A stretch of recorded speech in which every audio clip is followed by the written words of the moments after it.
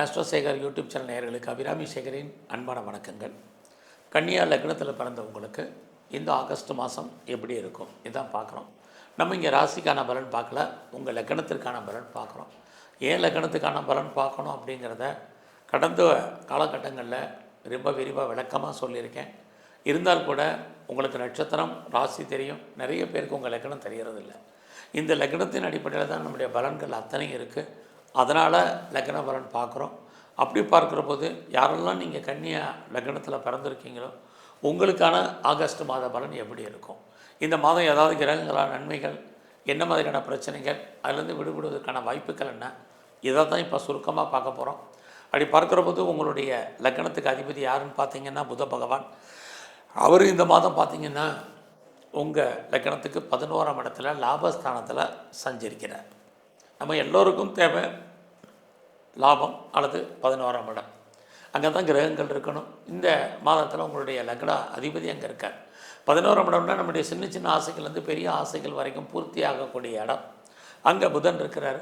அது மட்டும் இல்லை, நமக்கு நல்ல ஃப்ரெண்ட்ஷிப் இருக்கலாம், டெம்பரவரிலி அண்ட் பெர்மனண்ட்டு ஃப்ரெண்ட்ஷிப் இருப்பாங்க. நீண்ட கால நட்பு, திடீரென ஏற்படக்கூடிய நட்பு, அத்தனை நட்பு வட்டாரத்தாலும் நமக்கு நன்மைகள், அவர்களால் மகிழ்ச்சி, சந்தோஷம், இது அத்தனையும் இந்த மாதத்தில் இருக்குது. எல்லாத்துக்கும் மேலே நமக்கு உறவுகளால் நன்மை. அது மட்டும் இல்லை, குறிப்பாக உங்களுக்கு மூத்த சகோதரர் இருக்காங்க அல்லது சகோதரி இருக்காங்க, அவர்களால் நன்மை. பிரிஞ்சு போன அந்த உறவுகள் மறுபடியும் ஒன்று சேர்வதற்கான வாய்ப்புகள், இது எல்லாமே இந்த மாதத்தில் உங்களுக்கு இருக்குது. இந்த மாதம் எல்லாம் இருக்குது. பணம் இருக்கா நீங்கள் கேட்குறது புரியுது.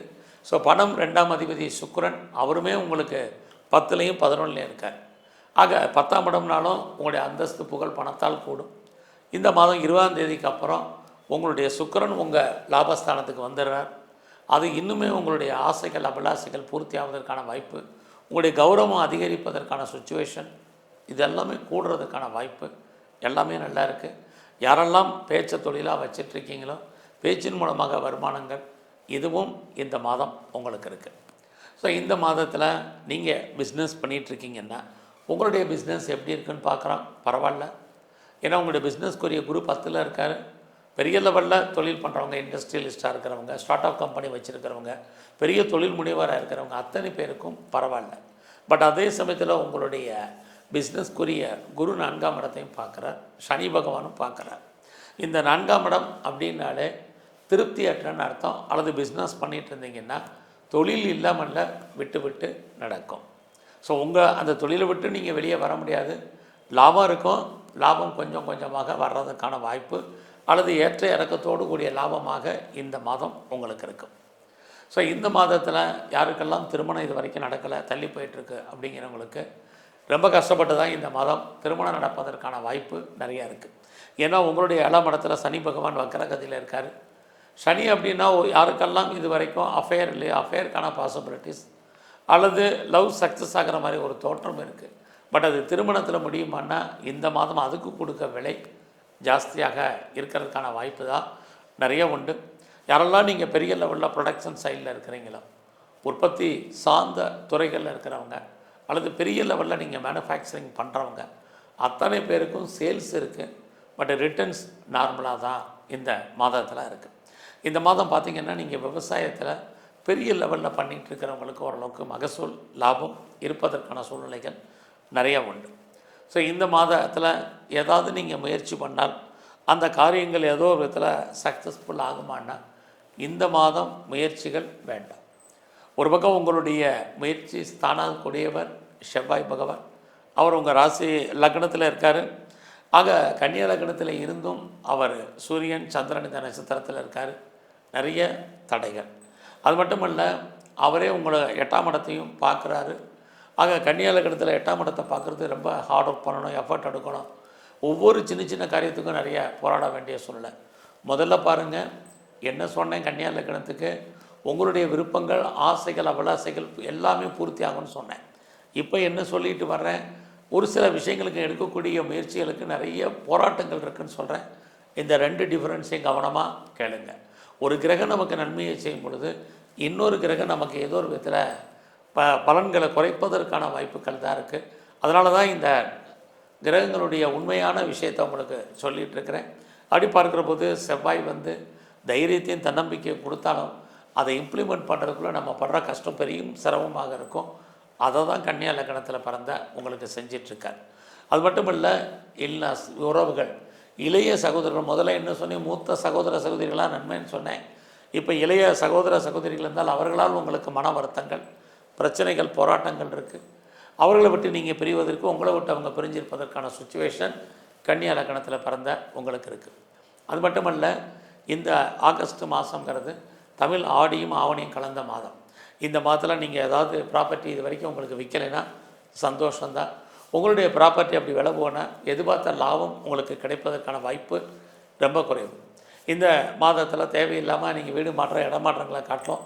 அவசியம் அதை மாற்றம் நீங்கள் வீடு மாறுங்க, இல்லைனா கொஞ்சம் வெயிட் பண்ணுங்கள். இதெல்லாமே இந்த மாதத்தில் இருக்குது. ஸோ இந்த மாதத்தில் உங்களுடைய வேலை வாய்ப்புகள் எப்படி இருக்குது, ப்ரொஃபஷன் ஜாப் எப்படி இருக்குது. ஒரு பக்கம் உங்களுடைய சர்வீஸ்க்குரிய சனி தான் 7ஆம் இடத்துல கன்னியா லக்னத்துக்கு வக்ரகதியில் இருக்கார். அது இல்லாமல் உங்களுடைய சர்வீஸ் ஸ்தானத்தில் ராகு இருக்கார், குரு பார்க்குறார். இதனால் என்ன சொல்ல வர்றேன் அப்படின்னா, வேலை இருக்குது, வேலை இல்லாமல் உங்களுக்கு இல்லை. நீங்கள் கவர்மெண்ட் சர்வீஸில் இருக்கலாம், நல்லது ஒரு பெயர் போன கம்பெனிகளில் ஒர்க் பண்ணலாம், அல்லது ப்ரைவேட் செக்டாரில் இருக்கலாம். ஸோ எதில் இருந்தாலும் உங்களுக்கான ஜாப் ஆப்பர்ச்சுனிட்டி நல்லா இருக்குது. பட் அந்த வேலையில் நீங்கள் திருப்தியாக இருக்கீங்களா, சந்தோஷமாக இருக்கீங்களா அப்படின்னா அந்த அளவுக்கு இல்லை. ஏன்னா உங்களுடைய 4ஆம் இடத்தை குரு சனி பார்க்குறது, நீங்கள் பிஸ்னஸ் பண்ணாலும் சரி அல்லது ஜாபில் இருந்தாலும் சரி, ஒரு திருப்தியற்ற மனநிலை என்பது உங்களுக்கு இந்த மாதம் இருந்துக்கிட்டே இருக்குது. அதனால் ஜாபில் நீங்கள் பெரிய லெவலில் எஃபர்ட் எடுத்து பண்ணுங்கள்.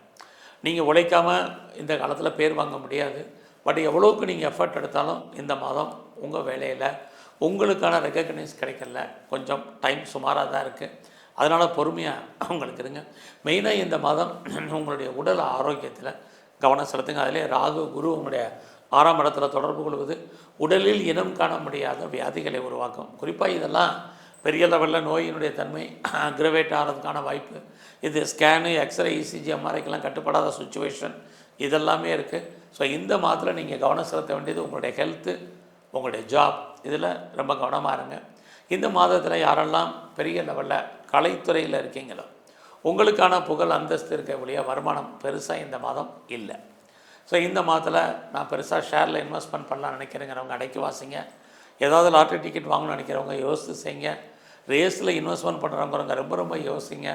எல்லா விதமான யூக வணிகங்களும் ஃபேவரபுளாக நமக்கு இந்த மாதம் இல்லை. அதனால் எல்லாத்துலேயுமே நீங்கள் மியூச்சுவல் ஃபண்டாக இருக்கட்டும், ட்ரேடிங்காக இருக்கட்டும், அதிலெல்லாம் அடைக்கி வாசிங்க. நீங்கள் ஸ்போர்ட்ஸில் இருக்கிறவங்களும் ரொம்ப கவனம்.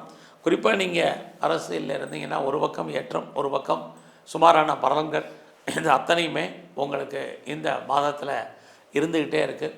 யாரெல்லாம் 2வது திருமணத்துக்கு ட்ரை பண்ணுறீங்களோ ட்ரை பண்ணுங்கள், நல்லது நடக்கும். ஸோ நான் ரொம்ப நாளாக பாஸ்போர்ட் விசா அப்ளை பண்ணியிருக்கேன், அது கிடைக்கல வரலைங்கிறவங்களுக்கு இந்த மாதம் வருவதற்கான வாய்ப்பு நிறையா இருக்குது. ஸோ அது மட்டும் இல்லை, இந்த மாதத்தில் யாரெல்லாம் வேலைக்காக கம்பெனி மாறணும்னு நினைக்கிறவங்க, சுவிட்ச் ஓவர் ஆகணும்னு நினைக்கிறவங்க, வேறு கம்பெனிக்கு ட்ரை பண்ணி இருக்கிற கம்பெனிக்கு பேப்பர் போடணும்னு நினைக்கிறவங்க, குறிப்பாக ஆன்சைட்டுக்கு ட்ரை பண்ணுறவங்கெல்லாம் இந்த மாதம் ட்ரை பண்ணுங்கள். ஸோ இந்த மாதத்தில் நீங்கள் விநாயகரை நல்லா பரிபூர்ணமாக கும்பிடுங்க. நவகிரகத்தில் இருக்கக்கூடிய சூரிய பகவானை கும்பிட்டு வாங்க. குறிப்பாக இந்த மாதம் முழுவதும் சிவ தரிசனம், சிவ வழிபாடு, அர்ச்சனை, ஆராதனை ரொம்ப முக்கியம். எல்லாவற்றுக்கும் மேலாக இந்த மாதம் நீங்கள் துர்க்கையை நல்லா கும்பிடுங்க. உடல் ஆரோக்கியம் நன்கமையும், வேலையில் இருக்கக்கூடிய பிரச்சனைகள் குறையும். நன்றி, வணக்கம்.